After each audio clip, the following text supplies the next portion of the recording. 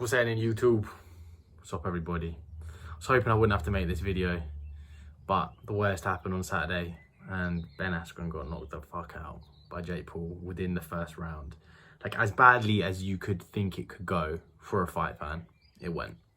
I wouldn't know how to show my face in public if I was Ben Askren, so fair play to him. He gave a full post-fight interview and he's acted like the man, to be fair to him. Took it on the chin, literally took it on the chin, made no excuses, apologised for his performance, but walked away with $1 million. So who's the real winner? I don't know. Realistically, he was never going to have another boxing match after this. He just wanted to make a bit of money. Got punched once in the face in front of the world. The embarrassing aspect, I don't know whether I would have outweighed it, but it is what it is. I mean, look, I want to start by saying, was this fight a fix? I don't know. A lot of people are saying that it might have been fixed or fake or something, a setup. I think there are certain aspects that are suspicious. What I want to start with is by watching the minute that Ben Askren hits the canvas, the 30 seconds or so after that, because I think it was a premature stoppage and I think that Ben Askren was okay to carry on. Let's watch. So he gets up relatively quickly. Okay, he's on his knees, gets up. Here, admittedly, he's a bit wobbly, staggers into the ropes. But there you go, he's got his boxing stance on, he's looking in the right direction. And he says, yeah, I'm all right. And plods forward, and then he waves it off.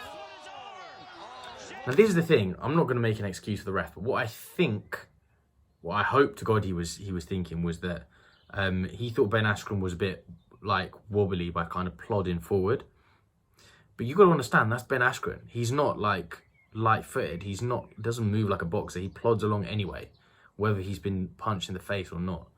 So I think that he mistook that kind of plodding forward as still being unsteady, which is why he stopped it. But then again, Ben Askren didn't really protest it that much. Like, if that was me and that had happened, I'd have been fucking livid. Which points to one of two things. Either Ben Askren, it was part of the plan, and Ben Askren was like, yep, good, nice. Quick million for 30 seconds of work, or he actually really was out of it. But I don't really buy that. And there's another piece of footage which shows him leaving the arena or whatever with his wife, like really happy, like having just walked out of the ring, because they both probably know they just would have got $1 million. But like, I'd be fucking gutted. Like, it's just the pride aspect of it. And if he's a fighter, surely he'd feel that. You know what I mean? But in terms of the way that they fought, Jake Paul did fight relatively well. He stuck to his game plan. He did exactly what he said he was going to do. Sharp jab from him. Didn't get exchanged or tried to getting involved with. Tried to not get involved in a street fight with Ben Askren. And you can see he tried to keep his distance and move. He used his feet quite well. But Ben Askren really didn't help himself with his style. I know he hasn't had that much time to prepare, and I know that he's not a boxer. But this style of having one hand here, yeah, which is good, have this by your chin, but the other kind of out there, like this, is not the way that you should box. Everyone knows as soon as you throw in a punch, you bring it back to your chin. But he kind of, even Snoop Dogg commented on it. He was just like, he's fighting like he's from the 1930s or 40s. With the kind of the thing out here, with your arm out there, which is basically just inviting an overhand right over the top of it. And like, Jake Paul even teased it before he actually caught him with it. We're going to watch a sequence now, relatively last kind of 30 seconds of the fight, where you just see that hand just stuck out there and Jake Paul actually reading the sign. Right, let's have a look. Look at it.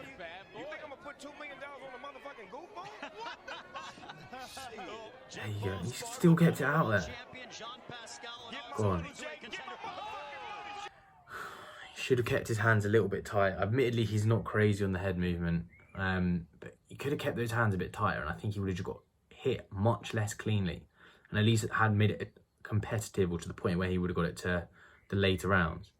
But then I think the other thing that people forget is that they're like, oh, you know, I think Charles Solomon was saying, look, if he drags him to the later rounds, he's going to show him what championship mentality is and like being dragged to deep water. Yeah, maybe. But I also think that he's good at that when it comes to when he's able to wrestle. when you're only boxing, which he has very limited experience of, even if he takes it to championship rounds, that kind of mettle that he has in terms of wrestling, I don't think he has it in terms of boxing. And we already know he's a slouchy boxer as well.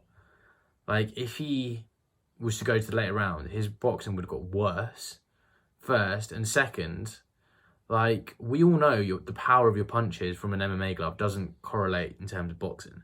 Conor McGregor found that out when he fought Floyd Mayweather. Like, he just didn't have the power to try and stop him. Admittedly, he couldn't catch him, but even the times he didn't really hurt Mayweather, and Mayweather just ended up walking forwards like this. Because you don't have to put as much power into a punch if you're throwing him with an MMA glove, because it's a smaller surface area, you can knock someone out more easily. So there is that aspect of it. And I mean, Askren doesn't have hands as it is, let alone if it would have got to the later rounds with boxing gloves on.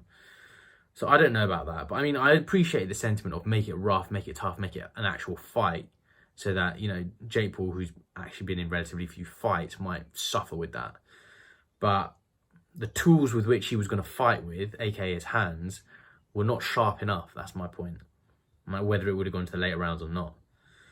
So, I mean, even if he'd survived this, I'm pretty sure that he would have just maybe lost on points or something. But I don't know.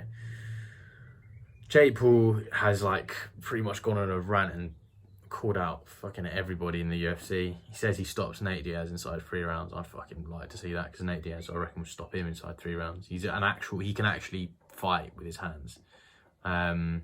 Andre Ward used to say that he used to spar with him back in the day, him and Nick Diaz. So that would be fucking one if he would actually get in there with him. But people are saying he's going to fight Tyron Woodley next.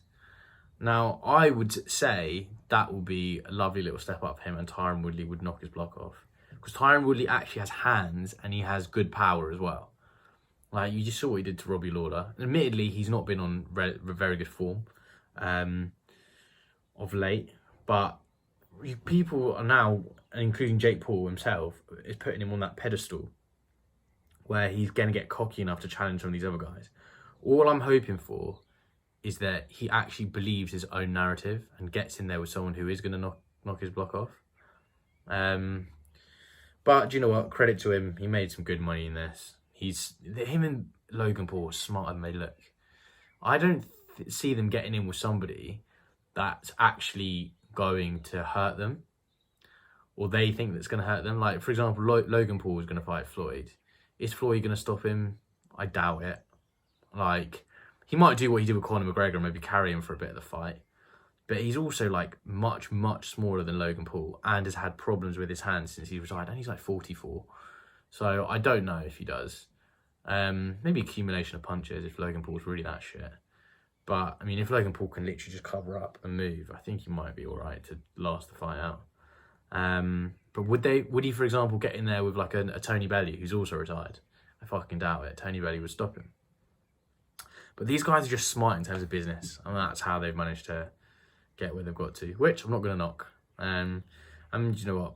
Fair play to Ben Askren. Whether it was fixed or not, he's made $1 million. So it is what it is, man. But yeah, I'm not going to waste too much time on this. It'll be interesting to see what happens next.